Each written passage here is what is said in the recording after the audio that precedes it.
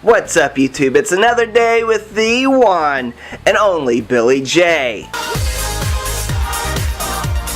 And this is another episode of our Week Late and Dollar Short series where we review American Idol Season 14, Episode 23, down to the top 8, and it's Kelly Clarkson week.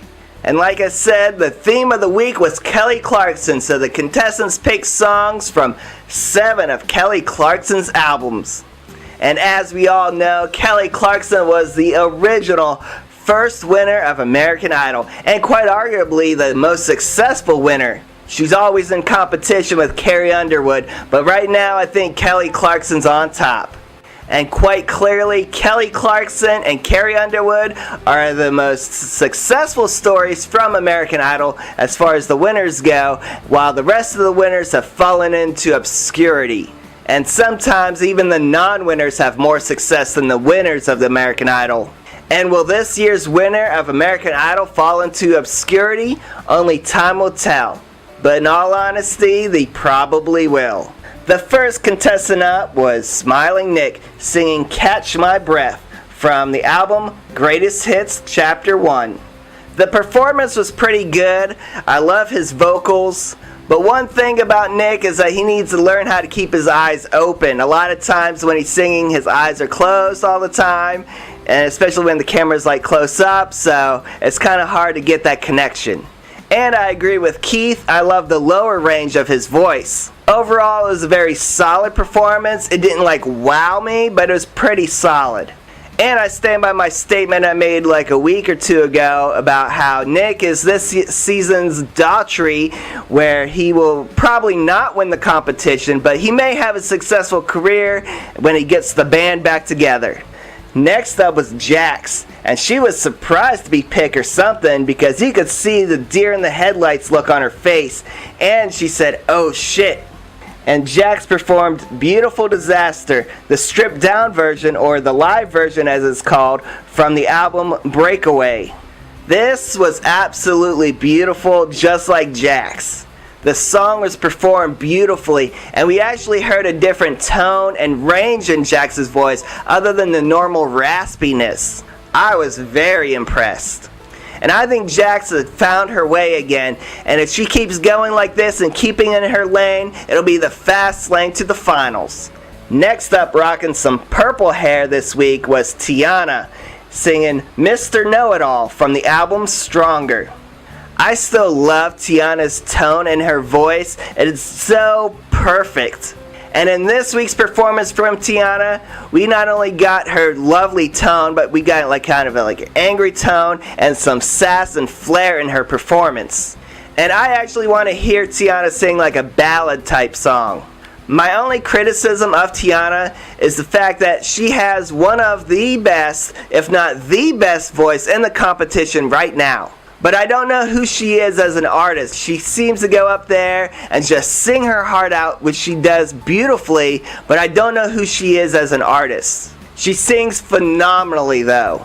Next up was my favorite contestant, Joey Cook, and she sang Miss Independent from Kelly's first album, Thankful.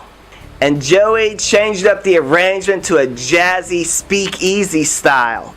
And I don't know if it was because Tiana had some purple hair dye left over, but Joey Cook herself was sporting some purple hair this week. But about this performance, all I have to say is welcome back, Joey. She had a little stumble last week in 80s week when she picked the wrong song, but this week she's back on top.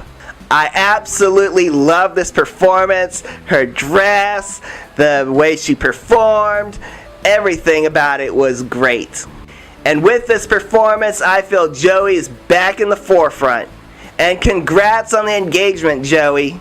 Quentin Alexander was next, and he sang Dark Side from the album Stronger.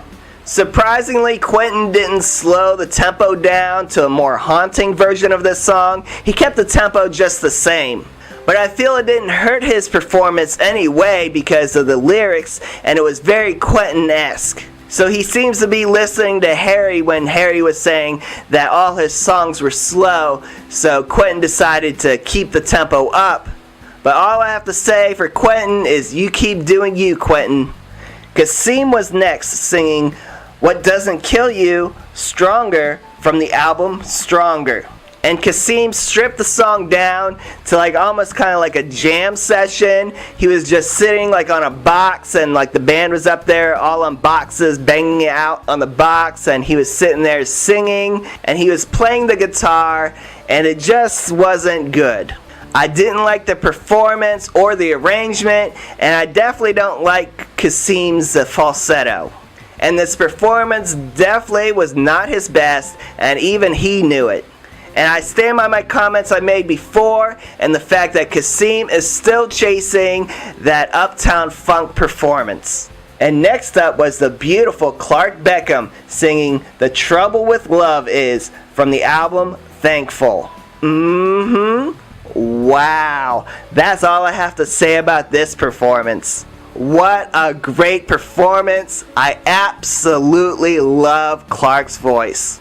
He wasn't behind the piano this week. He was up there on the stage behind a mic stand, and he looked pretty comfortable.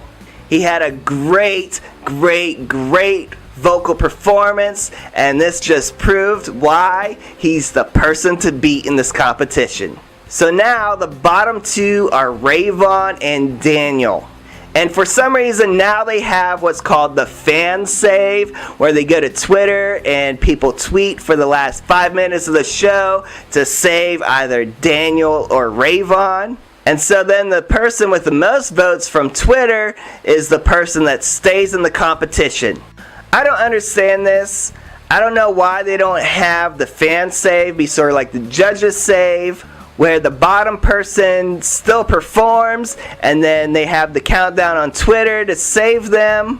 And if that person gets like an X amount of votes on Twitter, then they're saved and can perform next week. But like the judges save, the fan save can only be used once.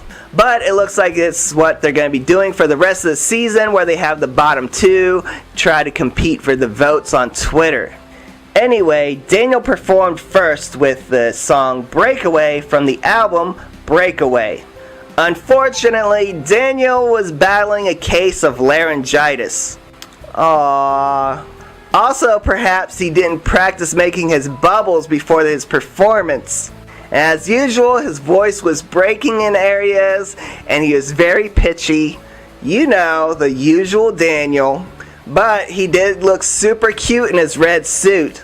But I do want to say I did listen to his song on iTunes. I didn't buy it, but I just listened to the sample of it on iTunes, and he sounded 100 times better. So I don't know what's going on iTunes, if that's some like music magic going on there, but he did sound pretty decent on iTunes. And that left the last contestant of Rayvon singing Since You've Been Gone from the album Breakaway. And Rayvon slowed the tempo down from a rock type song to a very ballady type song.